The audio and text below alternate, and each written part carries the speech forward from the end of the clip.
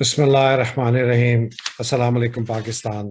میں ہوں حیدر مہدی اور میرا پروگرام دیکھنے کا بہت بہت شکریہ۔ پاکستان ایک آمرانہ نظام کی طرف چل پڑا ہے جس کے محرکات بہت سیریس ہیں۔ اس پر میں آج کافی ڈیٹیل میں بات کروں گا کہ یہ کیسے ہو رہا ہے، لیکن پہلے کچھ چند کلیریفیکیشنز۔ میرا ایک ویڈیو وائرل ہوا ہے جو کہ بہت جگہ پھیلا ہوا ہے، جس میں میں نے کہا ہے مولانا فضل الرحمان کے متعلق ایک بات کہ انہوں نے کیا کہا تھا، اس کے اوپر میں ایک کلیریفیکیشن دینا چاہتا ہوں۔ دراصل میں نے کہا یہ تھا، جو کہ ایڈٹ آؤٹ ہو چکا ہے، وہ یہ تھا کہ ایک صاحب نے مجھے کہا تھا کہ، اور یہ بات میں جنرل باجوہ کے ساتھ کر رہا ہوں، میں جب ان کے ساتھ بیٹھا ہوا تھا دسمبر 19 میں نے جنرل باجوہ کو مخاطب ہو کے کہا کہ مولانا فضل الرحمان نے کہا ہے کہ میں قرآن پر ہاتھ رکھنے کے لیے تیار ہوں، اور میرے سامنے جنرل فیض اور جنرل باجوہ کو بٹھاؤ، میں ان کے سامنے کہوں گا کہ مجھے انہوں نے کہا تھا دھرنا کرنے کے لیے 2019 کا۔ تو پہلے تو یہ ہے، میری ملاقات مولانا فضل الرحمان صاحب سے نہیں ہوئی۔ دوسری بات جو میں نے کی تھی نواز شریف صاحب کے پاکستان سے جانے کی، اور میں نے کہا تھا کہ جنرل باجوہ نے مشورہ دیا تھا کہ ان کو پاکستان سے باہر بھیج دیا جائے۔ بات بالکل صحیح ہے، یہ بات جنرل باجوہ نے مجھے خود کہی تھی۔ انہوں نے کہا کہ میں نے پرائم منسٹر عمران خان کو مشورہ دیا کہ بہت بیمار ہے، اگر وہ مر گئے تو پھر ہمیں ایک دوسرا شہید ذوالفقار علی بھٹو سے بھگتنا پڑے گا، تو بہتر یہ ہے کہ آپ ان کو یہاں سے جانے دیں، اور اگر ان کی موت باہر ہوتی ہے تو ہونے دیں۔ یہ جنرل باجوہ نے مجھے خود کہا۔ تو اس پر میں نے جنرل باجوہ سے سوال کیا، میں نے کہا جنرل صاحب مجھے یہ بتائیے گا کہ جب آپ نے یہ اس طرح کی بات تھی تو آپ کو واقعی پتا تھا کہ وہ بیمار ہے؟ کہ ہاں۔ تو میں نے کہا جب ان کے ٹیسٹ ہوئے تھے، ان کے خون نکالا گیا تھا ٹیسٹ کرنے کے لیے، کیا آپ کے کوئی سیکیورٹی کے لوگ اس وقت اس ٹیسٹ کی جو بلڈ ٹیسٹ ہے، جب وہ وہاں سے نواز شریف صاحب کے جسم سے نکالا گیا ہاتھ سے اور اس کو لیب تک لے کے گئے اور اس کے بعد اس کی ٹیسٹنگ کی گئی، اور ریزلٹ جو تھے اس میں آپ لوگوں کی نظر تھی کہ وہ ٹیمپرنگ نہ ہو؟ تو انہوں نے مجھے جواب دیا کہ نہیں۔ اچھا، یہ فضل الرحمان والی بات پہ تھوڑا سا کہہ دو۔ جب میں نے جنرل باجوہ سے یہ کہا کہ وہ یہ کہتے ہیں، تو انہوں نے بس وہ مجھے دیکھتے رہے اور بالکل چپ رہے۔ تو میں نے ایک دفعہ سوال یہ پھر دہرایا اور انہوں نے کچھ نہیں کہا، تو میں پھر آگے چل گیا۔ تو یہ دو میں باتیں خاص طور پر آن ریکارڈ لانا چاہتا ہوں کہ اس میں کوئی ہے۔ تیسری بات یہ ہے کہ مجھے فوج کا جرنیل کہا جا رہا ہے ویڈیو لاگ میں۔ میں جرنیل بالکل نہیں ہوں۔ میں نے فوج میں کوئی تقریباً 7 سال نوکری کی تھی، اور کپتانی کے عہدے پر جب میں تھا تو میں نے استعفیٰ دے کے فوج چھوڑا تھا۔ اب بات آ جاتی ہے کہ پاکستان میں اس وقت ہو کیا رہا ہے۔ ہم ایک آمرانہ نظام کی طرف چل رہے ہیں، اور اس نظام کو کی جو کچھ شواہد مل رہے ہیں وہ بڑے دہلانے والے ہیں۔ تو پہلے تو میں کچھ ذکر کروں چند لوگوں کا جن کا میں شکریہ ادا کرنا چاہتا ہوں اس ویلاگ میں، جنہوں نے میرا وہ ویڈیو بھی وائرل کیا، مجھے مینشن بھی کیا اپنے ویلاگ میں، اس کی وجہ سے میری بات آگے پھیلی۔ سب سے پہلے میجر عادل راجہ، جن کے ساتھ ایک بہت دل دہلانے والی بات ہوئی۔ عادل راجہ صاحب کو بلایا گیا ایک صاحب کے گھر۔ ان صاحب کا نام ہے جنرل اعجاز امجد۔ یہ صاحب جنرل باجوہ کے سسر ہیں، اور عادل راجہ کو کہا کہ اگر تم باز نہیں آئے، کل تمہاری ماں جو ہے یہاں میرے گھر میں میرے سامنے معافیا مانگ رہی ہوگی، اور اس قسم کے لفظ استعمال کیے، بہت سخت۔ اب آپ سوچیں کہ ایک بیٹے کو اس کے سامنے اس کی ماں کے متعلق اس طرح کہا جائے، اور وہ ایک رات پہلے ان کے گھر پر پولیس والوں نے اور کچھ سفید پوش جو کیا کہتے ہیں ایسے لوگ جو کہ ایجنسیوں سے تھے، انہوں نے ان کے گھر پہ آ کے بات اور اندر آ گئے۔ ایک بیٹے کے لیے اپنی ماں کو اس طرح دیکھتے ہوئے سب کا دل دہل جاتا ہے۔ وہ بیچارہ، اس نے کہا جی جیسے آپ کہیں میں کروں گا۔ انہوں نے کہا تم کسی چیز پہ ہاتھ رکھو وہ تمہیں ہو جائے گی، چھوڑو یہ کام وام۔ لیکن اگلی رات اس کے گھر پر پھر چھاپا مارا گیا اور وہ ملک چھوڑ کے چلا گیا۔ عادل رضا آپ کو سلام۔ صابر شاکر صاحب آپ کو بھی سلام۔ Imran Riaz Khan thank you very much, آپ دونوں نے مینشن کیا۔ اور ایسے بہت لوگ ہیں، ہزاروں، سینکڑوں، ہزاروں، شاید لاکھوں ہوں گے، جو بہت اس جنگ میں، ایک قسم کی جنگ ہے، اس کشمکش میں ہے کہ پاکستان کو کس طرح ہم راہ راست پر لے کے آئیں۔ آگے چلتے ہیں آمرانہ نظام کے اوپر۔ یہ ایک دیکھیں،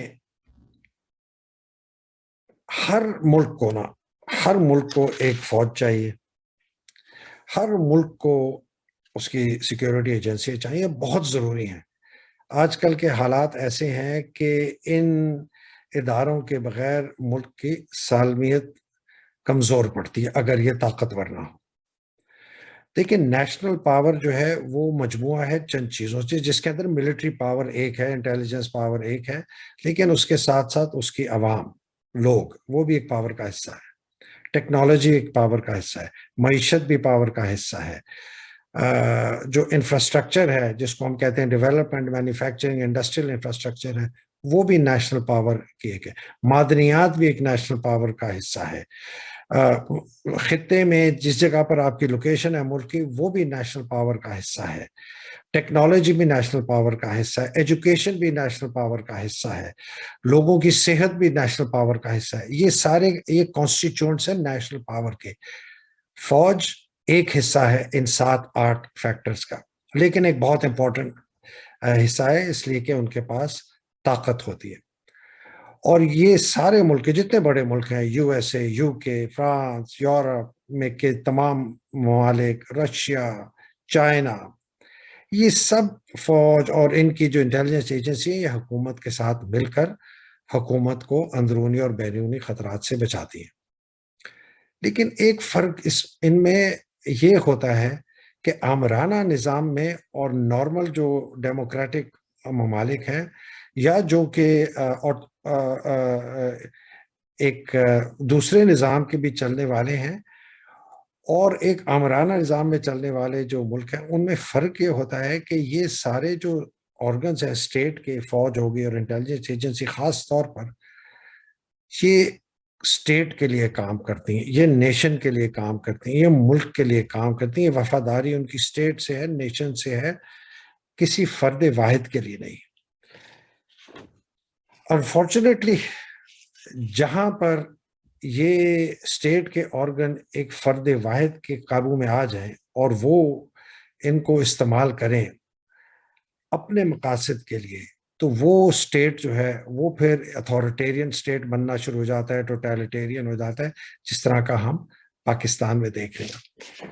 پاکستان کی فوج بڑی عظیم فوج ہے، اس نے بہت زبردست کارنامے انجام دیے ہیں، خاص طور پہ یہ جو ہمارے ہاں دہشت گردی ہو رہی تھی، تو فوج کے لیے صرف سلوٹ، محبت اور پیار، لیکن اس آدمی کے لیے نہیں جس نے اس فوج کو اور اس کے اداروں کو ہائی جیک کر لیا اپنے لیے، خاص طور پر آئی ایس آئی کو۔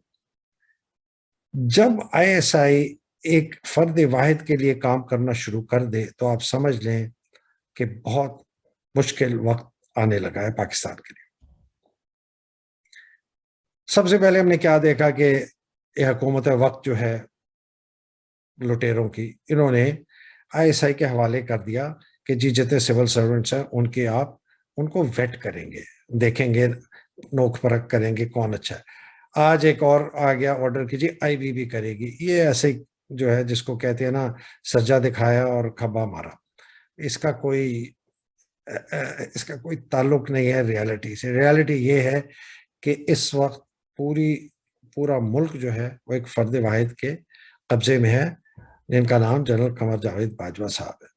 میرے فوجی بھائی مجھے کہتے ہیں کہ تم جنرل قمر جاوید باجوہ کا جب نام لیتے ہو تو تم چیف کی بےزتی کرتے ہو، اور اس سے جو ہے فوج جو ہے اس کا وقار کو ٹھیس پہنچتی ہے۔ مجھے ہنسی آتی ہے۔ میں ان سے کہتا ہوں ایک فرد واحد نے پوری فوج پر قبضہ کر کے اپنی ذات کے لیے ایک بیرونی ملک کے ساتھ سازش کر کے ایک لٹیروں کا مافیا کا گروہ لا کے ملک میں مسلط کر دیا، اور تم مجھے کہتے ہو کہ میں نقصان پہنچاتا ہوں فوج کو۔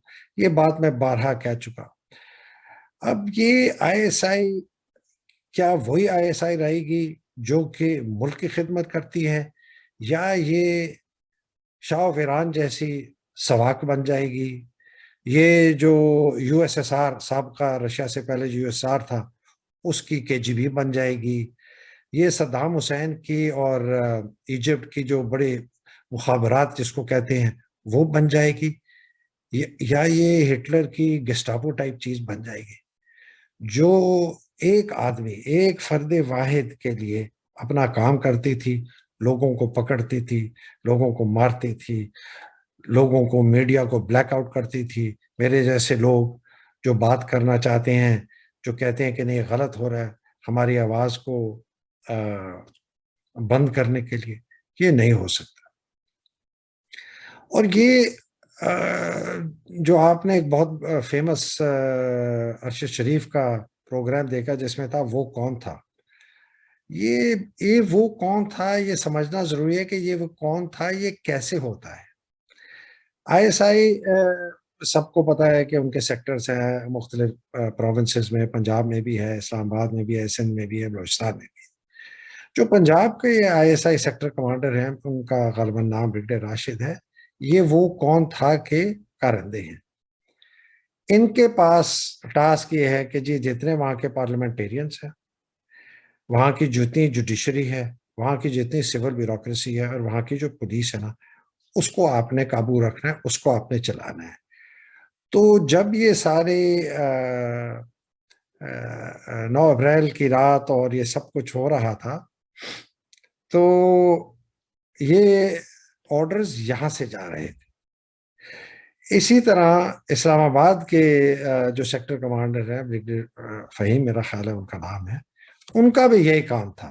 ان کا بھی یہی کام تھا کہ جی نیشنل اسمبلی میں جتنے لوگ ہیں جن کو قابو کرنا ہے، اور جو سول ایڈمنسٹریشن ہے اور جو پولیس ہے، وہ احکام ان کے تھرو جاتے تھے۔ یہ تقریباً گورنر یا گورنر سے بھی طاقتور ان کی پاورز تھیں۔ یہ بریگیڈیئرز ہیں، اور جو فوج کے واقف ہیں یہ نان پی ایس سی ہیں، انہوں نے اسٹاف کالج نہیں کیا ہوا، ان کو خاص طور پہ ان عہدوں پہ رکھا گیا ہے کہ وہ اس قسم کے کام کریں۔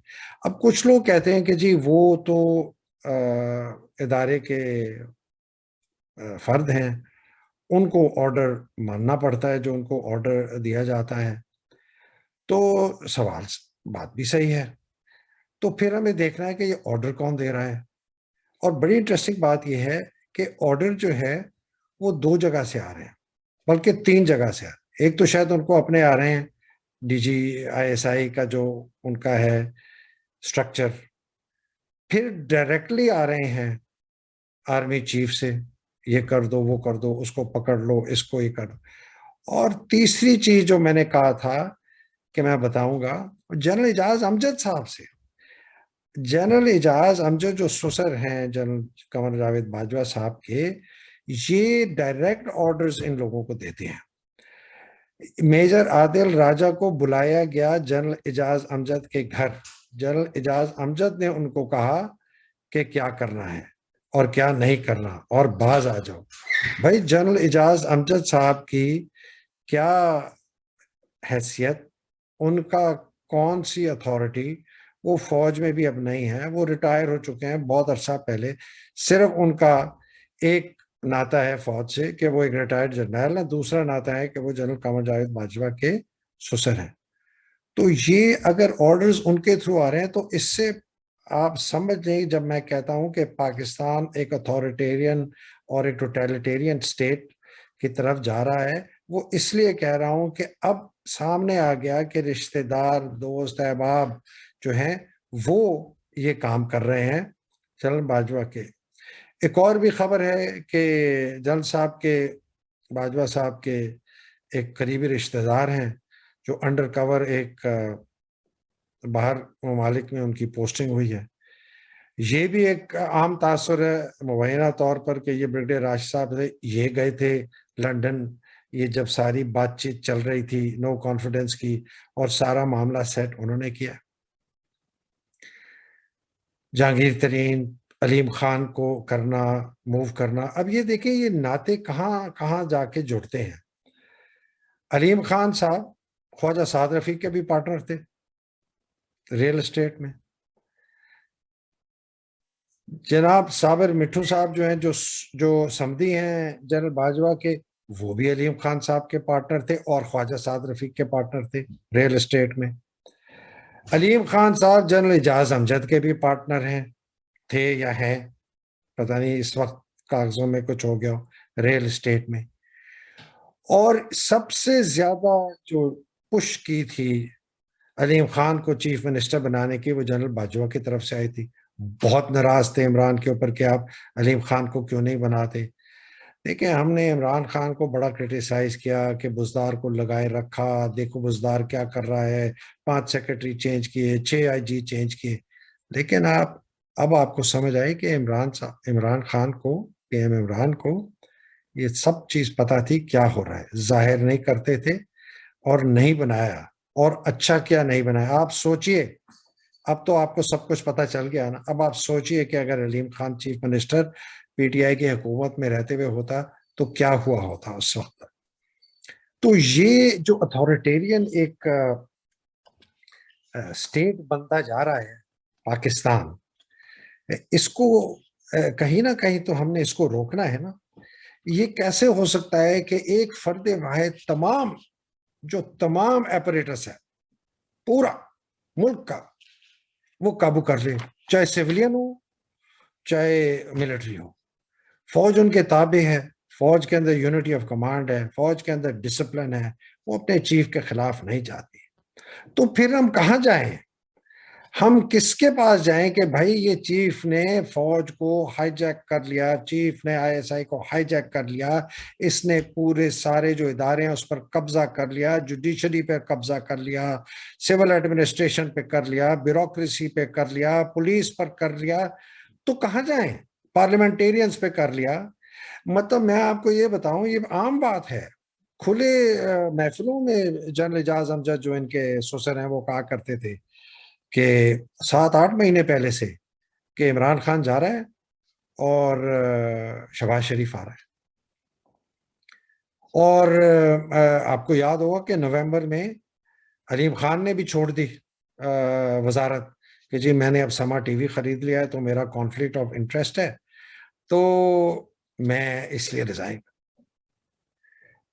یہ پاکستان، یہ نارمل پاکستان نہیں رہا. اب ہم نے پہلے بھی عامر دیکھے اس ملک میں، پہلے بھی ملٹری ڈکٹیٹر آئے ہیں، ایوب خان آئے ہیں، جنرل یایا آئے ہیں، جنرل ضیاء آئے ہیں، جنرل مشرف آئے، لیکن اس قسم کا نہیں دیکھا تھا کہ فوج ایک طرف ہو گئی، فوجی سپہ سالار ایک طرف ہو گیا اور قوم دوسری طرف ہو گئی.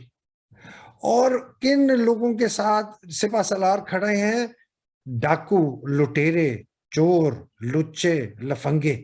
ان کے ساتھ وہ لوگ جو کہ آج حکومت میں ہیں، جن کا کہیں سے کوئی حق نہیں بنتا اس حکومت کرنے کا. تو بہت بہت سخت بہت سخت معاملات ہیں. بہت آگے کے حالات جو ہیں وہ مجھے اچھے نظر نہیں آ رہے.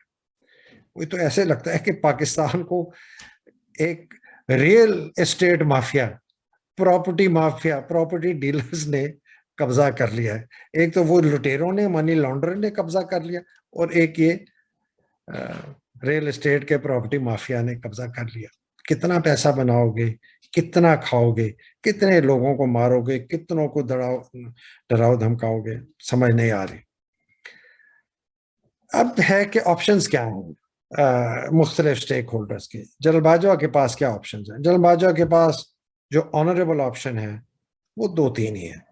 ایک آنریبل آپشن ہے کہ وہ اللہ سبحانہ تعالیٰ کے سامنے حاضر ہو کے جا نماز میں بیٹھ کے معافی مانگے کہ میں نے بہت بڑی غلطی کر دی اس کا اور فوری طور پر فری اور فیئر الیکشنز کا اعلان کروائیں. کچھ طاقت ان کے ہاتھ میں ہے. الیکشن کمیشن بھی وہ نئی تشکیل کروا سکتے ہیں, الیکشنز کی اناؤنسمنٹ بھی وہ کروا سکتے ہیں, اور اگر وہ کر دی تو انشاءاللہ فیئر اور فری الیکشنز ہوں گے. اس کے بعد جو بھی آئے وہ حکومت کی باغ دوڑ سنبھالے. اگر عمران آئے وہ سنبھالے, اگر شہباز شریف آتا ہے وہ سنبھالے, جو مرضی آئے سنبھالے. زرداری آتا ہے سنبھال. اگر زرداری کو اور نواز شریف کو اور شہباز شریف کو یہ قوم فری اور فیئر الیکشن میں الیکٹ کر کے لے کے آتی ہے تو بس پھر اس قوم کی قسمت اس کے ہاتھ میں ہے نا. پھر تو اللہ سبحانہ تعالیٰ کچھ نہیں کر سکتے. لیکن اگر قوم عمران خان کو لے کے آتی ہے تو پھر ہم سوچ سکتے ہیں کہ شاید کوئی امید ہے. تو ایک تو یہ ان کے پاس آپشن ہے. دوسرا آپشن یہ ہے کہ وہ ریزائن کریں, ایک اگریمنٹ کریں آپ آپس میں 3-4 جرنیلوں کا, اور کہیں کہ جی اس کو ہم چیف بناتے ہیں. جو چیف نئے آتے ہیں وہ یہی کرتے ہیں جو جنرل باجوہ کا. میرا خیال ہے کہ وہ نہیں کریں گے. انہوں نے یہ کرنا ہوتا ہے تو شاید یہ کرتے بھی نہ, بہت ذہین آدمی ہے. تو کیا کریں گے؟ طاقت کا, میرا خیال ہے وہ طاقت کا زیادہ استعمال کریں گے. وہ جو آوازیں ان کے خلاف چل رہی ہیں ان کو استعمال کریں گے. فوج میں ان کے خلاف میرا نہیں خیال کہ کوئی اٹھے گا, اور نہ اٹھنا بھی نہیں چاہیے. یہ میں بار بار بار کہہ رہا ہوں کہ میرے پر کہتے ہیں کہ جی آپ فوج میں, حیدر مہدی آپ فوج میں میوٹنی کراتے. میں میوٹنی کرانے کے بالکل چکے, میں کیوں پاگل ہوں کہ میں میوٹنی کراؤں؟ میں پاگل ہوں کہ یہ فوج جو سب سے بڑا ہمارا منظم ادارہ ہے, جس نے اتنی سیکریفائسز کی ہیں پاکستان کے لیے, جس میں ہمارے جوان ینگ آفیسرز روز شہید ہوتے ہیں, اس کے اندر میں میوٹنی کراؤں؟ کیوں کراؤں گا؟ لیکن میں ایک بات یہ کہتا چلوں تاریخ کے دھارے سے, کوئی فوج, کوئی انٹیلیجنس ایجنسی, کوئی ٹینک, کوئی ہتھیار, کوئی نیوکلیر میزائل اس قوم کو نہیں بچا سکتی جس میں تاریخ کا دھارا کا ریلا جو ہے نا وہ اتنی تیزی سے آتا ہے تبدیلی کا, چینج کا, کہ وہ سب کو بہا کے لے جاتا ہے. نہ وہ بچا سکی شاہ آف ایران کو, نہ وہ بچا سکی USSR کو, جس سے ہمارے سے میرا خیال ہے 4 گنا بڑی فوج اور میرا خیال ہے 1000 گنا زیادہ ہتھیار اور نیوکلیر ویپن. نہیں بچا سکتی, کوئی نہیں بچا سکتا. نہ ملک بچتا ہے, نہ فوج بچتی ہے. تو ہمارے لیے بڑا ضروری ہے کہ ہماری فوج قائم رہے, ہماری انٹیلیجنس ایجنسیز قائم رہے, لیکن وہ ملک کے لیے کام کریں, وہ ایک فرد واحد کے لیے نہیں کام کریں. اس لیے میرا خیال ہے کہ جنرل باجوہ فورس استعمال کریں گے. ان کے ہاتھ میں ہے, ڈسپلن ہے فوج, وہ دبا کے کر, وہ اور پروپیگنڈا کو زور دیں گے. یہ جس طرح یہ FATF کا کریڈٹ ISPR صاحب کے جرنیل صاحب نے لیا, اتنا بھونڈا ان کا ٹویٹ تھا, شرم آ گئی. ایسے 3rd ریٹ جرنلسٹ کو انہوں نے انٹرویو دیا جس کو دیکھتے ہوئے بھی شرم آ گئی. اور پروپیگنڈا اب ایک اور کیا ہو رہا ہے کہ جی یہ مداخلت نہیں ہوئی, یہ کانسپریسی بھی نہیں ہوئی. وہ ڈی لنک کر رہے ہیں جنرل باجوہ کو اس سے, اس لیے کہ اگر وہ لنک ہو جائے تو پھر تو جو میں بار بار کہتا ہوں ٹریچری ہوئی ہے, اور ٹریچری ہے اور ٹریزن ہے, اور ٹریزن کی جو آرٹیکل 6 کے انڈر آتا ہے وہ اس سے ڈی لنک کر رہے ہیں. بہت لوگ یہ کہنے لگے ہیں, اس طرح میں نہیں کہہ رہا, بہت لوگ کہہ رہے ہیں کہ یہ, اور کریڈٹ لے رہے ہیں جی FATF کا.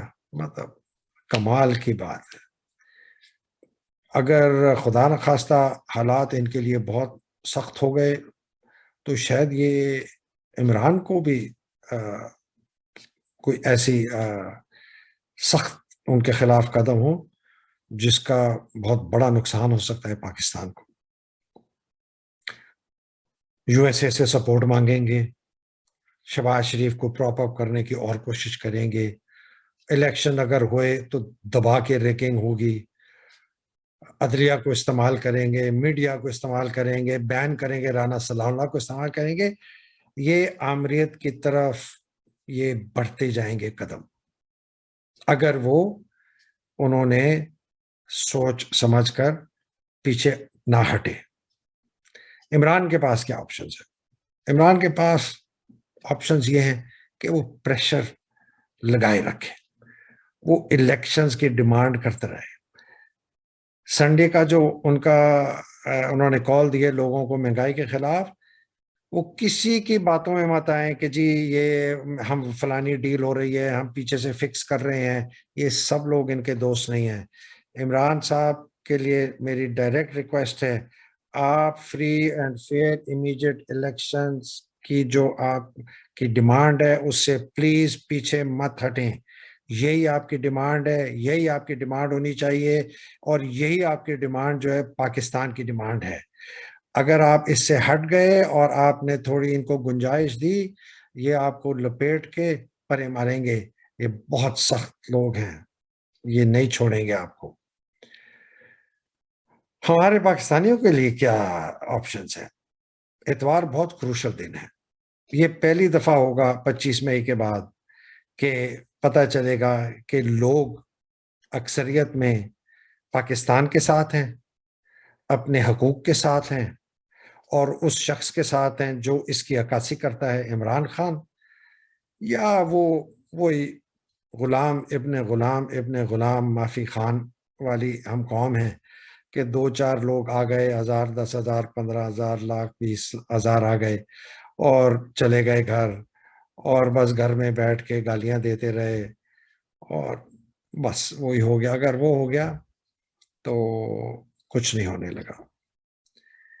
یہ وقت نہیں ہے کہ ہم بیک ڈاؤن کریں. یہ پاکستان کی تاریخ اور ہسٹری کا بہت اہم موڑ ہے، شاید سب سے اہم موڑ. اور اگر ہم نے لوگوں نے ابھی اسرٹ نہ کیا، اور ہم نے عمران خان جیسے لیڈر کا ساتھ نہ دیا، اور ہم نے اس لٹیروں کا جو ٹولہ ہے اس سے پاور واپس نہ لی، اور ان فورسز کو جو ان لٹیروں کو سپورٹ کر رہی ہیں ان کو نہ دبایا، تو مجھے یہ پاکستان اس شکل میں رہتا ہوا نظر نہیں آتا. یہ حق، ایک تو یہ بات ہو گئی، دوسری بات ہے کہ یہ حق اور باطل کی جنگ ہے. اس میں ہم سب نے کردار ہے.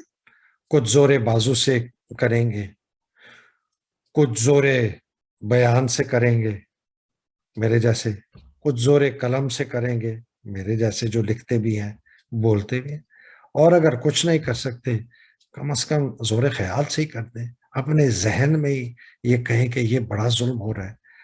میرے یہ اتنا افسوسناک موقع ہے پاکستان کی ہسٹری میں کہ 40 45 50 سال کی دوستیاں جو ہیں وہ کھٹائی میں پڑ گئی، وہ دشمنیوں میں تبدیل ہو گئی. میرے ایک دوست ہیں، بہت زبردست ریٹائرڈ فوجی جرنیل ہیں، بہت عرصے سے جانتا ہوں، بڑی عزت کرتا ہوں.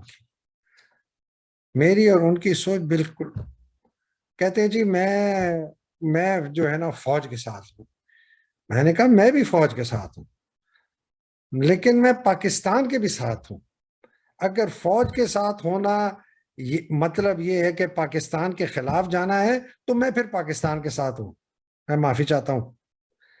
لیکن اگر فوج کے ساتھ ہونا ایسے ہی ہے کہ پاکستان کے ساتھ ہونا ہے تو میں فوج کے ساتھ ہوں، لیکن میں فرد واحد کے ساتھ نہیں ہوں.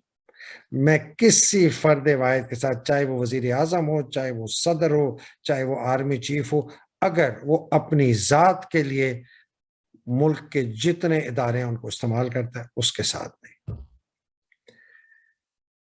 عمران صاحب کے پاس آپشنز دیکھیں، ان کے پاس کیا ہے؟ پیپل پاور ہے، ان کا ایمان ہے، ان کی پرسسٹنس ہے، ان کی پیشن ہے، ان کا یہ ہے کہ میں کبھی ہار نہیں مانوں گا. یہی ہے نا ان کے پاس، نہ کوئی ٹینک ہے نہ توپیں ہیں، اور ان کے پیچھے عوام ہے. تو یہی چیز ہے جس نے ہم کو آگے لے کے چلنا ہے، اور اگر نہیں چلے تو بس بہت افسوسناک ہمارا فیوچر ہے.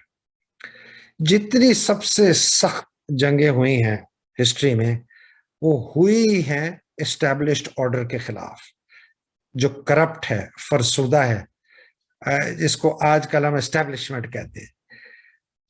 حضرت ابراہیم، حضرت موسیٰ، حضرت عیسیٰ، حضرت محمد صلی اللہ علیہ وسلم، امام حسین، یہ سب اسٹیبلشڈ آرڈر کے خلاف ان کی جنگیں تھیں. اور اگر آپ ریلیجن سے باہر ہٹ کے بھی دیکھیں، نیلسن منڈیلا اسٹیبلشڈ آرڈر کے خلاف جنگ تھی. جب یہ رشین ریولوشن آیا اسٹیبلشڈ آرڈر کے خلاف، اسٹیبلشمنٹ کے خلاف، زار کے خلاف. ایران میں آیا شاہ کے خلاف، اسٹیبلشمنٹ کے خلاف. یہ ساری جنگیں ہوتی ہی اسٹیبلشمنٹ کے خلاف.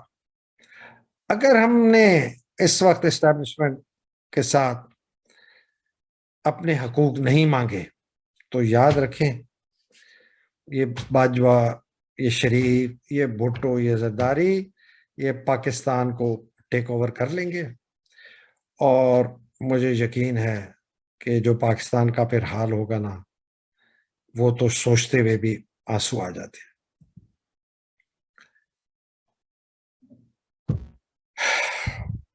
آخر میں یہی میں کہہ سکتا ہوں کہ وَمَكَرَ اللَّهُ وَاللَّهُ خَيْرُ الْمَاكِرِينَ. اللہ از دا بیسٹ آف پلانرز. کیسے انہوں نے سب کے سامنے سب کو ایکسپوز کر دیا، ہر ایک ایکسپوز ہو گیا. کیسے عمران کو جو کہ یہ آئی ایم ایف سے قیمتیں بڑھوانی تھی اس سے ہٹا کے ان کم بختوں کے کندھوں پہ ڈال دیا. اللہ سبحانہ تعالیٰ کی ذات سب سے عظیم ہے. ناظرین بہت شکریہ. اللہ سبحانہ تعالیٰ آپ سب کو اپنے حفظ و امان میں رکھے، آپ کو، آپ کے اہل و عیال کو، آپ کے پیاروں کو اور پاکستان کو اپنی امان میں رکھے. الہی آمین. مجھے اجازت دیجیے، انشاءاللہ اگلے پروگرام اور نشست میں ملاقات ہوگی. خدا حافظ. السلام علیکم.